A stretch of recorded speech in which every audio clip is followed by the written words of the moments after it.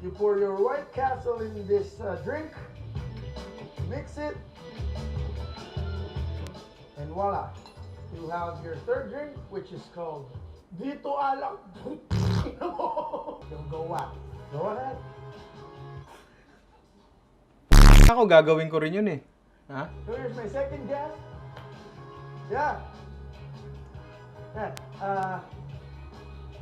Wrong. So I'd like you to taste one of the drink I made. Ako, gagawin ko rin talaga yun, pare. Once again, I'm your all-around bar chick. Kaya hindi na i-sponsoran to eh.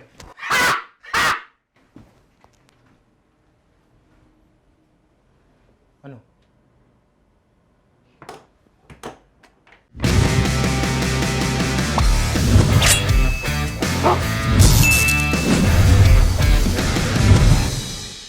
So napanood ko nga kani-kanina lang no na si Dudut gumawa ng mga kung ano-anong mix ba gamit ng paborito nating White Castle whiskey. Pare. Kaso may problema dun sa ginawa niya. Ano yun? Medyo parang hindi masarap.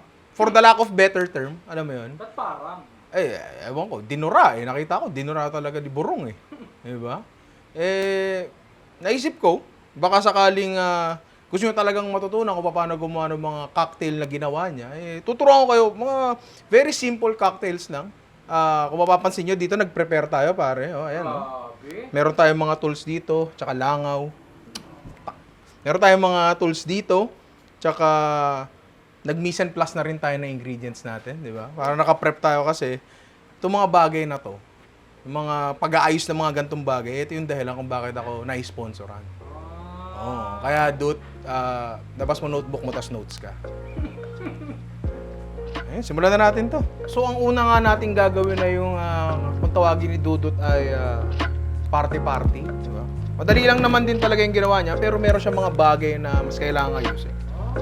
Una sa lahat, itong baso natin, tayo rock glass dito.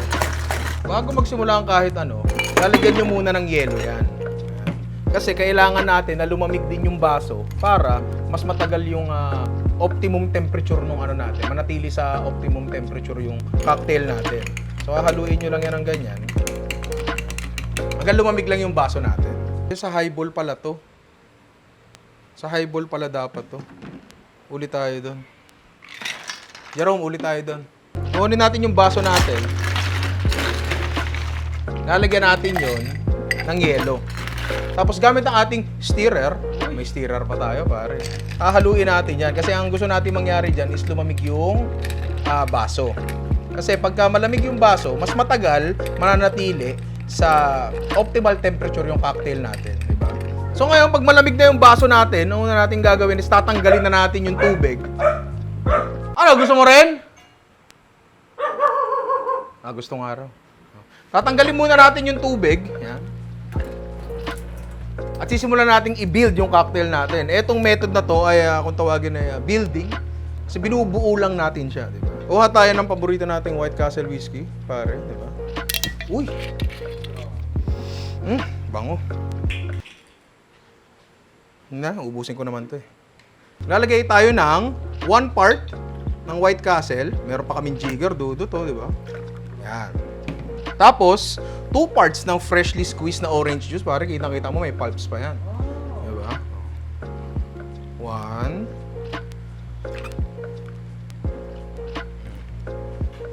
2. Jerome, edit mo yung tumapon. Walang tumapon Nakuha ba yung natapon? Oo, boss eh. Nakuha? Oo. Resyo tayo. Tapos kukuha kayo ng paborito nyong energy drink. Ito pwede nyo pang sukatin to. Pwede nyo lagay ng 3 parts to. Pero, i-top up na lang natin yan. Ngayon, pwede nating haluin to pero ayaw nating ma-disturb yung carbonation, pare. So, ang gagawin lang natin ay mula sa ilalim, itataas lang natin, ibababa natin ganyan. Huwag nating haluin ng gigil na gigil. Ganyan lang. Para yung carbonation, hindi mawala. Para sa soft drinks, pare, pag inaalog, nawawala yung bula. Tapos finally, gagarnish natin to. Kuha tayo ng cinnamon stick, pare. Tapos torch lang natin ng konti. Para lumabas yung amoy niya. So, ilalagay natin sa taas. Lalagyan natin ng straw. Ganyan kadali pare, gumawa ng maayos na cocktail. Dut, nagna-notes ka ba? May nakalimutan ba ako? Gagi, Ano? yung energy drink yata sa pangalawa yata. Hindi, pineapple yung pangalawa eh. Dut, eto ang tamang version ng iyong party-party. Pare.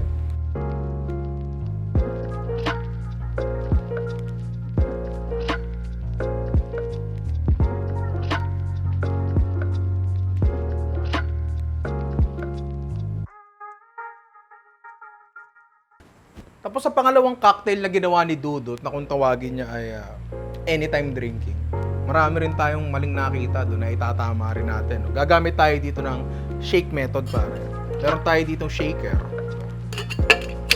Diba? Mamaya ko papakita sa inyo kung paano gamitin yan. Pero tulad nung kanina, ang unang step pa rin natin, lalagyan pa rin natin ng yelo yung baso natin. Habang binubuo natin yung cocktail natin. Yan.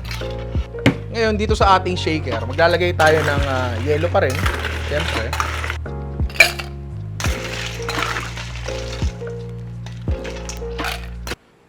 One part White Castle. 1 part White Castle. Dahil kabisado ko na yung recipe, di ko kailangan ng coding.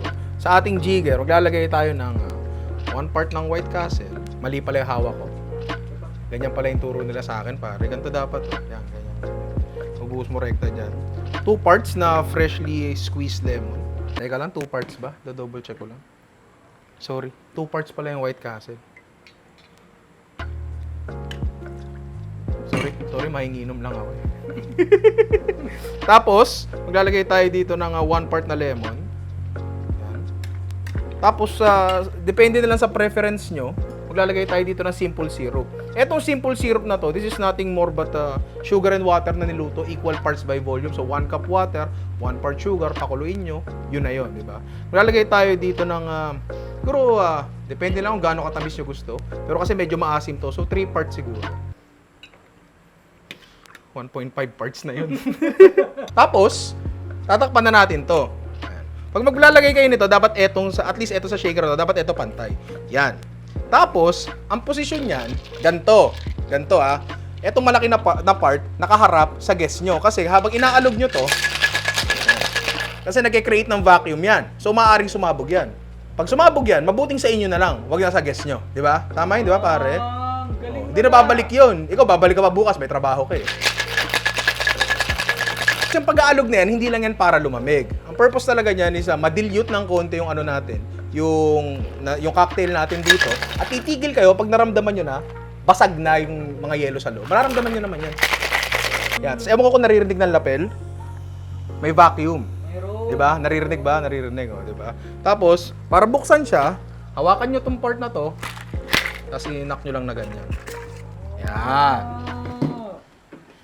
Meron tayo dito nga strainer, pero bago natin gawin yon, itatapon muna natin tong yelo na to kasi napalamig niya na yung baso. Diba? Kunin ngayon natin to, bubuhos natin dyan. So, kukuha tayo ng orange, babalatan natin. Sorry, lemon pala. Kuha tayo ng lemon, babalatan natin. Tayo mabalatan. Tapos, dito sa part na to, pipindutin natin to at gusto nating yung zest niya ay tumama dito sa rim ng baso at papunta dito sa katawan ng baso. Okay? Yan. Tapos ngayong na-extract nyo na yan, i-rim nyo pa yan dyan. Yan. Diba? Para bago pa man din ilapit ng guest nyo yung alak sa bibig nila, naaamoy na agad nila yung lemon, diba? Tapos ang garnish natin, eto na rin. Lagay mo lang dyan sa gitna. And that's it. Meron na tayo maayos na, ano yung tawag ni Dudut doon? Anytime drinking. Anytime drinking. Diba? Pakadali. Pare, meron lang kasimple.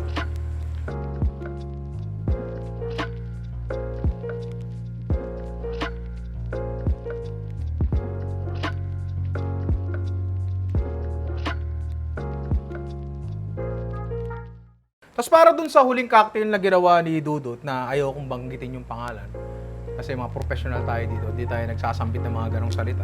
Pero naalala ko, kape yung ginamit niya. Di ba? Okay.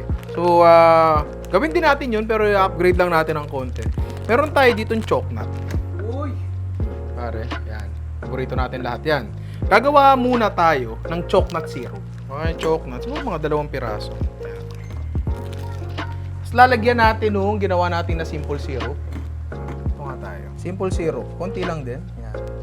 Tapos meron tayo dito, take note. Ang tawag dito ay muddler. Dudurugin natin ngayon yan. Ang gusto natin mangyari is ma-infuse ng konti lang naman yung chocolate flavor doon sa simple syrup na ginawa natin. Kukuha kayo ng isa pang bowl, tapos pinaka-pinong strainer na meron kayo, ito yung ginagamit kong pangsala ng mantika. Pino talaga to, pare. Pino talaga. Oo. Sasalain lang natin yan. So again, ang unang step natin ay maglalagay tayo ng yelo sa ating baso. Kailangan muna nating mag-steam ng gatas. Magpapa-froth tayo ng gatas dito. Iyan, dito tayo. Lalagay tayo ng malamig na gatas sa ating steaming cup. Hindi talaga to milk steaming cup kasi nawawala yung amin. Ayan. Okay, ngayon magsi-steam tayo ng gatas. Talaga ba tuturuan ko sila mag-steam ng gatas, pre? Ayan. Dahan-dahan lang yan. Tapos, actually hindi talaga dapat ako sa inyo nagtuturo nito kasi medyo mahirap gawin ito. Pero since andito na rin lang tayo. Ayan. Kailangan hindi siya masyado maingay. Kailangan above halos nasa surface siya para kinakain yung malalaking bula. Ayan o, di ba? Tapos kailangan pinong-pino lang yung bula.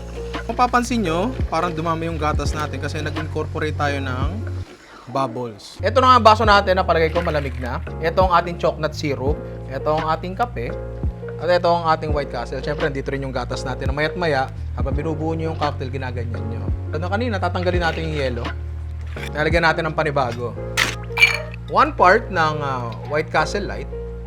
Oop! O, diba? 1 part ng ating chocolate syrup. Kape. Meron tayo ditong room temp na Americano. Huwag masyado marami. Oop! Tapos bago natin yan na i-top off ng gatas, stir lang natin ng konting-konti. Tapos lalagyan na natin ng ating steamed na gatas.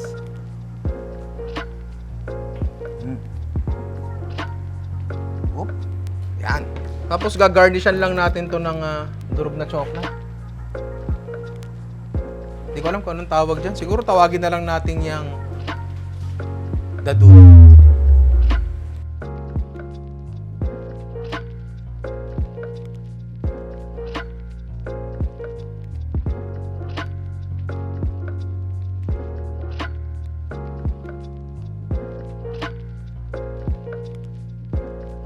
So ngayon naturuan ko na nga kayong gumawa ng 3 napakadaling cocktail na pwede nyong paglaruan sa bahay nyo. For example, yung lemon, pwede nyong palitan ng kalamansi. Diba? Okay yun. Yung kape, pwede nyong palitan siguro ng chocolate. Hindi ko alam. Diba? Pwede nyong explore yan, parang pagluluto lang din yan. Ngayon, dadaling ko kayo sa loob ng factory ng White Castle. Kasi pag sponsored ka, pwede kang pumasok sa mga ganung bagay. Diba? Ang ganda doon, pero sana nakapunta ka. Kaso wala eh. Kami lang ni Ian yung napunta niya. So, field trip muna tayo saglit para mapakita sa inyo kung paano ginagawa ang alak from start to finish. So, ngayon wala tayo sa kusina natin, no? Kasi nandito tayo sa... Wait lang, nasan tayo uli? Giginto, Bulacan, tama? Giginto, Bulacan. Nandito tayo sa... Ang tawag dito, sir? Distillery? Distillery. Andito tayo sa... Sa akin mo iharap? Alam ko pogi yun, pero sa akin mo iharap. Ha? Andito tayo ngayon sa distillery ng Limtuaco. Tama, di ba? At, well, papakita ko sa inyo kung paano gumawa ng White Castle. Diba? Total, yan naman ang medyo paborito natin. Diba? So, ba't di natin malaman kung paano gawin, diba? Ang kasama natin si Sir Aaron. Sir, maraming salamat. Maraming salamat. Pag-imbita sa amin dito. At interested akong malaman kung paano ba natin binubuo ang paborito nating alak. Okay, sige. Diba? So, actually, para maintindihan talaga kung paano ginagawa yung White Castle, kailangan natin magsimula sa pinaka-start, yung sa raw material. Raw material. So, punta muna tayo dito sa ano.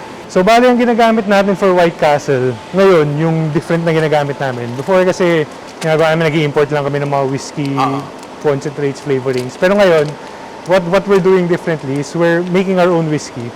At ang ginagamit namin ay corn. Corn. So, local Maize. corn. Local corn, maize, yung dilaw. Okay, so, Ito siya. ang napansin kasi namin, ito siya. Yan. Ito, mas malapit pare. So, ang kagandahan kasi nito, usually, yung ganitong corn na dilaw, hindi siya kinakain ng tao eh. Ginagamit siya na feeds. Ang kinakain talaga yung puti. Dito sa Pilipinas yan. Sa Pilipinas. Oo. Yung mga pinoproduce natin dito na mais na dilaw, hindi lahat yung kinakain ng tao, Hindi basically. lahat. Most of it ginagawang feeds talaga. Ah, talaga? Oh, so ang naisip namin kasi usually sa mga ibang countries, ang mga grains after nila i-produce yung alak, feeds pa rin siya. So naisip namin, bakit di na tayo gumawa ng isa pang value added na product? Total, meron na tayong brand na White Castle. Gawa tayo ng isang value added product using corn. After, yung ano niya, yung waste product from production, pwede pa rin mapakinabangan. Oo. So, yeah, nag-start tayo with yellow corn and then So wait lang, sir. So ibig sabihin, wala kayong waste dito halos. halos wala kasi yung isa sa sinusubukan talaga namin gawin is as much as possible, lahat ng waste product namin, ma-convert pa rin namin into galing, parang into something na may value pa rin. So Galing, fast forward lang, pagkatapos namin gawin lahat ng alak, yung corn, parang ito na siya. Ito yung sinasilage namin sa drums na na feeds. Ganyan yung itsura niya pag naka-vacuum seal. Okay. Ito na yung byproduct na to. Ito Pagkain yung na to. byproduct. Ito yung ground corn na nakuha na yung sugars tsaka yung alak. Ang natira lang is mostly protein, tapos sinaluan na namin ng molasses. Okay. So ito, pinapadala namin sa actually sa Philippine Carabao Center. Tinetest nila ngayon as feeds Feeds for ng Carabao. oo. Ayos ang galing Tapos So, sir, first dito, step- darating yung mais natin dito, no? Darating yung mais. So, Oo. kung kailangan niya ng extra drying, which usually hindi naman, i-dry muna. Pero after nun, pag nakuha na, i-grind natin siya. Iga-grind. Saan So tayo gumawa kami ng milling dito na meron kami malaking grinder. Uy, grinder. So kailangan kasi natin makuha yung corn na medyo pino. Okay. Oh, kasi ang gagawin natin, lulutuin natin siya para lumabas lahat ng starch at ng sugar.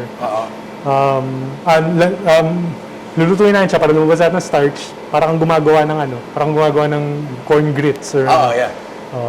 tapos naglalagay kami ng enzymes para ma-convert yung starch natin into sugar. Sa mga yeast, gano'n.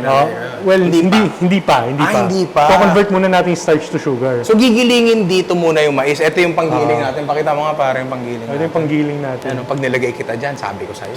Pag nilagay dito, saan siya ngayon napupunta? Maiging pino siya, no? Halos pino siya. Halos pino. Parang Halos corn pino. flour siya. Okay, Parang okay, magiging okay. corn flour. Polenta, gano'n. Parang siya, Polenta, exactly. Polenta mismo siya, di ba? Polenta mismo. Okay, Correct. okay. So, from here, transport namin siya ngayon sa cooker namin. So, after siyang magiling, lulutuin siya. Lulutuin siya, yes, correct. Oo. Saan tayo dadaan? Dito na lang. So, ang ginagawa dito, yung polenta natin, yung ground corn, ilalagay siya dito sa basket na to, hinihila yung paakyat. Mechanical na lang kasi medyo mahirap pag marami yan. Tapos na-dump siya dito, ito laman nito tubig lang. Okay. Na hanggang gaano karami? Ilang percent yung dyan? Mga 50% polenta? 3,200 kilos. Kilos ng... So 3.2 tons of yung ground corn natin. Yung polenta And then yung natin. rest water, mga 10,000 liters. 10,000 liters. Oo. Tapos, pag nahalo na siya, lulutuin siya dyan kasi cooker nga siya, Yes, di ba? oo. Cooker nga siya, so lulutuin siya dyan, di ba? So para i-boil siya slowly, para ma-release lahat ng starch niya. Okay. And ngayon itong starch na to, kailangan natin i-convert into sugar. So naglalagay tayo ng enzymes. Yung difference kasi nito from other whiskey, ibang whiskey gamit nila malted barley or malted grains. Yun, parang automatically, yung mga malts na yun, natatransform nila yung starch into sugar. Yes. Nasa sa kanila na, dala-dala na nila Yes, yung andun na enzymes. mismo. Oo. Tayo, dahil pure corn ang gamit natin, wala tayo nun. So nag-add tayo ng enzymes para ma-transform yung starch into sugar. Parang dinadigest ng katawan natin yan, parang Yes, ganon. so parang Starches. ginagawang glucose. Gagawin nating glucose and para ma-convert siya sa alcohol. Pero mamaya pa yun. So sabi mo, sir, cooker to. Asan yung kalan? Actually, steam ang gamit namin mostly dito, pampainit. Steam, Okay. Steam for lahat, pati sa, Oo. sa fermenter, sa cooker. Ang gamit namin steam, wala kami direct heat kasi I see. like parang hindi kami gumamit ng flame kasi alam mo naman, Masunog. kasi alak tayo dito. Alak tayo dito, tama. Baka masunog yung buong factory. Tama, so tama. steam usually yung So, steam mostly. nulutuin dito yung Lulutuin siya until makuha namin yung desired namin na amount of sugars. Pagkaluto nyo, like, iinitin nyo siya, tapos saka nyo ilalagay yung enzyme, ganun ba? Yes. Tapos pagkalagay nyo ng enzyme, anong next step nun? So pag na-reach na namin yung habol namin na level ng sugar, na-transfer na namin siya sa fermenter, which is one of these 4 tanks. Itong apat na to. Fermenter lahat to. Itong apat na to, lahat to fermenter. So, nag-designate lang kami ng one at a time. Okay. So, yung isang yung isang tank, ita-transfer doon lahat ng laman, and then doon na kami magdadagdag ng yeast. Doon na kayo maglalagay ng yeast. So, ang yeast naman, ang purpose niya is i-transform ngayon yung sugar into alcohol. Alcohol, oo. Okay. So, anong yeast yung ginagamit nyo? Ano ba siya? Tulad ba siya nung ginagamit na pang-bake? Ano ba siya? Hindi. Parang specialized siya talaga for fermenting alcohol. Pang-alak talaga siya? Yung tawag sa kanya, Saccharomyces cerevisiae. So, Ano daw? Nakikinig ka ba? Saccharomyces cerevisiae. so yun, pang ano talaga siya, Pang-alak talaga siya? Pang-alak talaga siya. Okay. And then yung ano namin, yung variant na gamit namin is really for warm climate. May ganun pa. May, So, may I see. ganun pa, special siya for So, for hindi, this type of climate. pang ano talaga, sanay sa init. Basically, parang ganun. Kasi okay. usually, hindi naman yung gamit sa mga wine, ganun. Pero, syempre, iba-iba yung ambient temperature mo. Totoo, So, ang gamit namin is really for this, yung kaya mag-withstand na mas mataas na heat. Okay. Pang Pilipinas talaga. Yes, kasi Ganun, no? parang as you know, yung kalaban ng yeast is actually heat rin, di ba? Pag masyado mainit, Masyado mainit, namamatay siya. Masyado malamig naman, tutulog lang. Yes. Ganun. So like naka-specify talaga for Para this. dito talaga. No? Oo. So pagdating dito sa mga fermentation tanks na to, Akit tayo. akit tayo pare. Akit tayo, gago. Tignan natin kung ano may laman ha. Uy! Ito may laman to. So usually nagpa-ferment kami anywhere between 48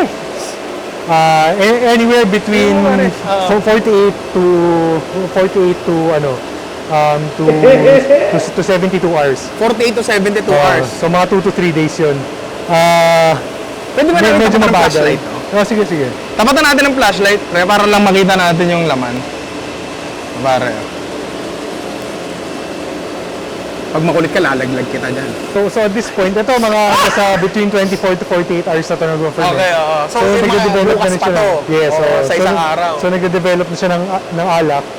At that point, i-distill na natin. So ang Okay. distillation lang, basically kinukuha mo lang yung as much pure alcohol and liquids na kaya mo. Yung solids na iiwan sa tank. So, di ba ano to? Pag dinistill, sabihin pakukuluin siya. Yes, pakukuluin siya tapos kukunin mo lang yung Steam, yung singaw. yes, oh. Tama, di ba? So yung liquid lang na nasa Pure nasa liquid talaga. Oh. boiling point na hinahanap mo parang Oo. ganun. I So, see. Kasi yung alcohol evaporates faster than water, di ba? At a lower temperature than water. Okay. So, kung ano yung evaporation temp ng alcohol, nandun lang siya. Oo. Parang alcohol yung makukuha nyo. Yes, parang try mo kunin lang talaga yung alcohol. Tapos kapag higher doon, say boiling point ng tubig ngayon yung Pati sisingaw, water, oo. tubig makukuha nyo rin. All. Okay. So, hindi siya lahat ng kumukulo. makukuha mo. Basically, hindi siya kumukulo, no? Tama? Yes. Okay. Ang galing nga. Asan yung ano nyo, sir? Distiller nyo? Ayan, bababa ulit tayo. Baba tayo. Tara, baba tayo. So ito yung una namin ginagawa. So, nagdi-distill muna kami sa mga pot stills na to, which finabricate lang namin sa shop namin. So, ang purpose ng first distillation is to collect yung tinatawag namin na low wines. Low wines. Which is- Low? Mababang wines? Low wines? Yung Exactly. So, parang mababang alcohol pa. So, parang Okay. tinatry namin kunin as much as kaya namin na liquids from from the mga fermentation tank. oo. Iniiwan na namin dyan lahat ng solids. Okay. So, usually, ang lalabas dito na alcohol, mababa lang yung alcohol percentage niya. Siguro ito sa yung- 20%, 21%. Ito yung distillation. Dito kayo nag-distill, tama? Dito kami nagpo-first distillation. First distillation, tapos babagsak siya dito. Babagsak siya dito. Ito yung collection tank na namin. Tapos, 20% lang ang alcohol neto. Yes. Medyo mataas na ng konti sa parang beer lang halos. Ano? So, ang makukuha namin dito is about Ano bang 20% or lower. So yeah, parang ano siya, parang sa wine na lang siya. Parang wine siya. So, parang wine. Okay. Tapos, etong like, mula sa first fermentation, pwede siyang inumin? Pwede na siyang inumin, though parang hindi pa siya talaga yung alak na alam Hindi natin. siya refined. Hindi pa siya refined. Cloudy siya or clear na ba siya? Minsan may konting cloudy na siya, pero ideally clear na dapat siya. Clear na dapat siya Oo. pagdating dito. Yes. Tapos- Pagdating dito, clear na siya. Meron ba siyang, may characteristics na ba siya? Like, meron na ba siyang lasang mais pa ba siya o lasang whiskey na ba siya? Wala pa. Actually, even pag lumabas yung whiskey sa final product, may makukuha ka rin na corn na taste talaga. Ah, talaga? Though ito actually, I think mas matapang pa nga yung taste dito eh. Okay, okay. so- I see. So, mas makakuha mo pa lahat ng mga flavors na ano, na hindi pa natin nire-refine. Okay. So, after ng first distillation, ano ang next natin? I-distill natin ulit. Dito na ngayon sa mga copper stills namin. Ito. Sa mga copper pot stills namin. Now, yung copper, kailangan mo rin siya para mawala yung mga, for contact lang. Okay. Para mawala yung sulfates. Sulfates. Importante na copper talaga siya. Importante na copper. Kaya yun yung standard ngayon sa lahat ng distilleries. May mga copper talaga? stills sila. Because yung sulfates, medyo off yung smell and taste. Okay. Tapos So actually even dito, meron kaming konting copper dyan. Nandiyan lang sa ano. Dito sa taas. Yan, yung sa tubo na yan, yung sa gitna. Yan, for Sa contact. first distillation, Sa may first contact distillation, na agad meron sa copper para doon pa lang nagagawa na ng paraan. So, tapos dito, Second distillation, full copper tanks na siya. full copper tank. Tapos dinidistill na natin siya. Yung purpose is to get as much alcohol as we can, given na pot still nga siya. Kasi yung pot still, mas mababa talaga yung alcohol makukuha mo versus kung nga yung ibang malalaking alcohol distilleries which use a column still in a continuous distillation process. Okay. So, eto, basically sinasabi nyo, hindi ito ang pinaka-efficient na way of extracting Hindi ito alcohol, yung yun ba? pinaka-efficient, pero it's one of the ways na makuha mo yung strongest flavors. Strongest flavors. Yes, Okay. So, mas nag-lean in kayo doon. Yes, sa so yung flavor. tawag natin dito batch distillation. Batch Parang distillation. yung distill mo per batch yung every ano. Okay, sige. As opposed to yung mga iba, yung mga mas malalaki, they use continuous. Kasi yung goal nila talaga is efficiency. Efficiency. Ang lumalabas na alcohol doon sa 95%, 95%? 96. Lulusaw ng ano yun, pre? Kaluluwa yun. But, syempre, i-dilute pa after. I-dilute pa So naman kami, yun. nakakuha namin dito is mga around 70% and up. 70%. Pwede ba natin makita yun? Saan ba sige, natin sige. pwede makita? Totoma tayo, pare. Kukuha Gemma yung kanina sample. So, after ng second distillation, yun na yung final distillation. diba? Yun yung final distillation. Oo. So after na actually, ina-age na natin siya. Pero ang lumalabas talaga sa kanya, clear liquid na ganito. Parang walang laman, pare. Sobrang clear. Yun yung mga So- demonyo. Clarity sa Dota. Potion of clarity. Mas pogi ba ako dyan? Oo, uy, grabe! Mas pogi ako. Grabe, boss. Ah, di ba? Oo. Diba, pare, no? Oo, pwede ka sa screamer sa ano. Pero, ang tapang ng amoy niya. Tapang kasi actually ano pa siya, nasa 70-something% pa siya. Ang tapang. Hindi mo iinumin to. Ito, ang lakas uminom na ito. Hindi niya iinumin niya. Ang tapang. Subukan natin. Pwede ba natin inumin to? Pwede naman. Iinumin mo to? Oh! Everything for a price. Libre inom na nga. Gusto mo may bayad pa. Ganyan na ba ang mga bata ngayon? Hindi parang mamatay ako dyan. Hindi ka mamatay dyan, pare. Marami ka nang pinagdaanan sa mundo. Hindi ka na mamatay dito. Pwede natin tikman to? Sige. Ayan na. Oh! 1%. Hindi ako. Siya lang. Siya lang. Ikaw lang iinom. Ikaw lang iinom. Ako nagka-camera eh, di ba? Sayang sir, lagay mo na rin yung... Sige. Ito ina mo.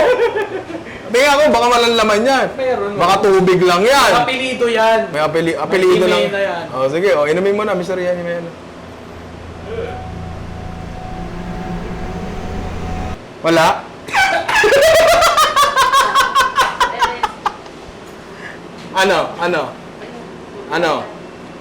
Ano, bitch? Parang kulang. Kulang. May kulang ng konti. Oo. Pero okay naman siya. Oo. Ano sabi? Talaga? Okay lang? Talaga? Talaga? Ayos ah, parang- Talaga? Sige, ako na. Tangin mo, wag mo ilalaglag yung camera. Parang may tama ka na agad ah. Wala. Parang alas 3 na ng madaling araw yung itsura mo ah. So basically, ang mangyayari, no, after 3 years na nandun siya sa oak barrels, or dito sa square barrels ba kung tawagin? yes, O sa square barrels natin, handa na siya for mixing. Meron kayong proprietary blend na Yes, ginagawa. di ba? parang ibe-blend namin siya with our own recipe, yung proprietary blend nga namin. Oo. And then doon, binabottle na namin siya as White Castle Light or White Castle 69. Okay.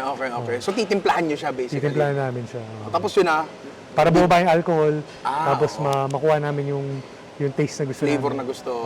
So, after nun, yun na yung mabibili namin. Yes, yun na yun yung yung mabibili namin sa tindahan at yung magpapalasing sa atin, pare. Correct, Ngayon, may correct. tanong ako. Hindi ko kasi ito napapansin, Pero ngayon ko lang din na-realize. Kasi, open nga yung isip ko kanina na ganun pala ginagawa yun. Na Yes. binuburo pala siya. Tama ba sabihin buro? Hindi siya buro eh. Well, pwede na rin. Pwede na Binuburo rin siya yun, kasi binuburo. ferment eh. Di ba? Well, Ferment oo. siya. So, ini-age siya sa oak barrels. Tapos nagbabago yung flavor niya. Nagbabago. Ang tanong ko, kapag in-age ba siya sa bote, like for example, merong naiwan na bote for 15 years dyan, nag-iiba ba siya? Well, yun, hindi masyado. Kung if it's product na strictly fermented lang at hindi natin dinistill, then baka may changes pa mangyayari inside the bottle kasi Okay. fermentation siya. Pero pag yung for consumption na, Pero pag for consumption na distilled na siya, hindi na siya masyado mag-change sa bote. Hindi na. Ang yung mga naiwan lang na matagal na, ang possible na mangyari is, if napansin mo, meron mga bote na kahit di mo ginagalaw, bumababa yung fill. yeah, And yung angel share. hindi na, pwede rin. But yung reason is nag-evaporate yung alcohol. Nag-evaporate siya. At nakakatakas siya sa mga Singit-singit. seams, sa mga singit-singit. So may konting evaporation. Ang mangyayari lang is magiging mas matabang lang yung drink mo. So, hindi totoo na kapag mas luma yung alak, sa yung mga, yung mga storya dati ng mga klase ko na, pinakita kami yung alak ng tatay ko doon na nakayo. 100 years na yun. 100 years, kasi inom namin, lasing na lasing kami. Technically, hindi siya dapat ganon. Hindi, dapat hindi mas na less dapat. na nakakalasing Actually, siya. dapat baliktad nga. Less siya I nakakalasing. see. Okay, so yung mga klase ko dyan, kasama ko nung unang beses ako nalasing. High school kasi unang beses ako nalasing. Legit to, meron kaming lumang bote ng White Castle doon na nakabalt pa sa dyaryo. Yun yung nagpalasing sa akin. Sabi nila, kaya daw ako nalasing kasi luma daw yun. So, hindi pala yun yun. Hindi pala yun yun. Tapos, minsan naman sa blending, hinahaluan namin nito, which is whiskey na in-age namin in this box na actually parang patented design. Patented design, so sila lang meron yan pa. So parang so far sa pagkakaalam ko kami lang yung meron nito. So stainless steel to na box. Sa loob niya, kahoy all around. Okay. So technically, Flashlight. bariles pa rin siya. Nagre-request si Derek na ilawan ko daw. Lalabas ko ang ating lighting system. Yan. Yan. So technically, bariles pa rin siya. Ginagamit namin yung wood na nabaklas na namin from yung old barrels namin. Fino-form namin siya into a cube. Parang tiles. Oo, parang ginagawa tiles, niyong oo. tiles. So ito actually 1 cubic meter to. Oo. So 1,000 liters yung laman ng isang square barrel na tinatawag namin. Okay. Actually. Pare, pakita mo to, pare. Yung nakuha namin actually na whiskey, mas dark yung kulay. Okay. Ibang nga kulay niya, oh. Para na siyang, Para siyang Coke. para siyang Coke. Tama ka Mali doon. pala. Para siyang soft drink. Para siyang soft drinks. Malinamnam? Tama ba yung term? Tama ba yung term na pwede ko sabihin? Malinamnam siya? Okay lang. Pwede. Malinamnam siya. Hindi malinamnam in the sense na may umami or anything. Hindi yun eh. Para lang mas down low yung flavor profile niya, I guess. Mas rounded siguro. Alam mo yun? Lasa siyang arnibal. Alam mo yun? May ganon. 'Di ba? Medyo may arnival vibe siya, brown sugar vibes. Ba't naubo ka? Ano kamusta? Okay naman. Parang kung nasa pelikula lang talaga, pre, oh. Dito yung mga barilan eh. Oo, may shootout na mangyayari dito. Sila Cardo dito. Oo. Yan na yung bagong kuha. Ano? Ay, sinalin sa baso. Nagbukas ng barilis para sa atin, tapos nagsalin. Yan. Maraming salamat, sir. Marami ako natutunan. Marami ako natutunan. Sana kayo rin marami kayo natutunan, no? So, sa susunod na malalasing kayo sa White Castle, sana alalahanin yung nangyari ito and i-appreciate nyo na hindi madaling proseso ang pumasok dyan. Diba, sir, no? Talagang pinag-isipan niya, pare, hindi yan ginawa para lang isuka mo. Pag nasusuka ka, tokpan mo, ha? Lunukin mo uli. Yan ang aral dito. Yan ang aral talaga dito, sir. Ayun yung pinaka-takeaway natin. Yun yung pinaka-takeaway natin dito. Mahirap gumawa ng alak, pag nasusuka ka, lunukin mo lang ulit. Okay? Okay? Tara, akit tayo doon sa tangke, pare. Sino ba nakaisip nitong outro na to? Takot ako sa matataas eh. So ngayon nga, no, nakita na natin. Teka lang, hindi ako that matakot. So ngayon nakita na natin ang buong proseso ng paggagawa ng White Castle whiskey, no? Napakahaba, napaka-laborious at pinag-isipan talaga siya, di ba? So sa susunod talaga na uminom kayo, huwag niyo isusuka, di ba? Tsaka yung mga tropa niyo sumusuka, tutulungan niyo, takpan niyo yung bibig, palunok niyo uli, di ba? Kasi yun ang aral na napulot natin dito, na ang alak ay mahirap gawin at hindi dapat sinasayang, di ba? So maraming salamat sa mga kaibigan natin mula sa Limtuaco. Sir, maraming salamat sa inyo, no? At sana sa susunod, wag ganito kataas. Putang ina. Hindi na masakit pa ako. Tsaka sabi ka rin si Sir Aaron, pag di ko siya sinunod, susuntokin niya ako gamit ang malaki niyang katawan. Ayaw ko pang pumanaw eh.